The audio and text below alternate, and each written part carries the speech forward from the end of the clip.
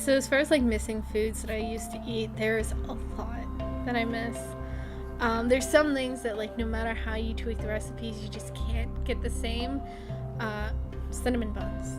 My dad used to make cinnamon buns every Sunday morning with breakfast, and I haven't found a gluten-free version that's just worth making yet.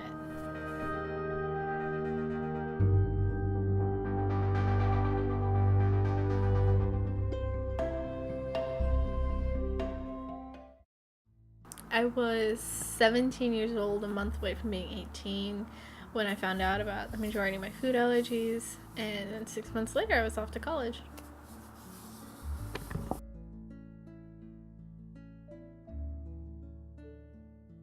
So being allergic to something is like your body has an antihistamine reaction to it. Your body is going to swell up, you're gonna get rashes and hives. But the nice thing about having an allergy is you can go to the hospital, they can take care of you.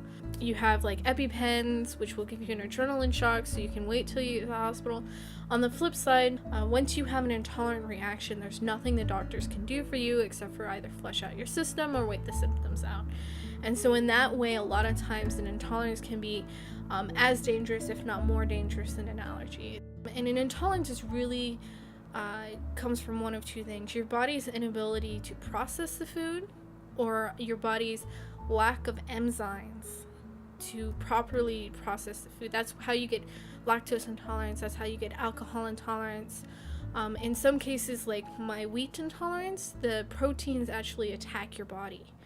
And so it causes, so the proteins in wheat attack my nervous system. It causes migraines, headaches, dizziness, memory loss, and depending on how much I eat, tremors in the body, and temporary blindness.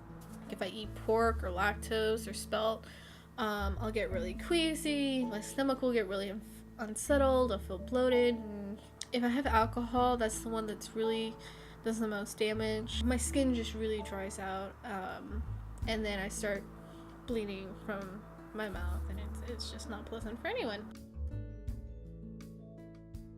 Alright, I always go to the gluten-free section first before I go anywhere else, because that's the safest bet. There's kosher food there as well, so it's like not 100% guarantee, but like, to be honest, nothing in TDR really is 100% guarantee. So they have gluten-free pancakes, but I'm also allergic to spelt, which is a gluten-free replacement.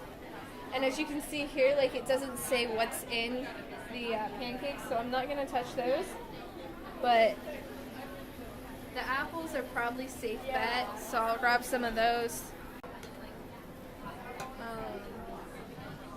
They have the ingredients for gluten-free bread and muffins there, but as you can notice, there's no gluten-free bread or muffins.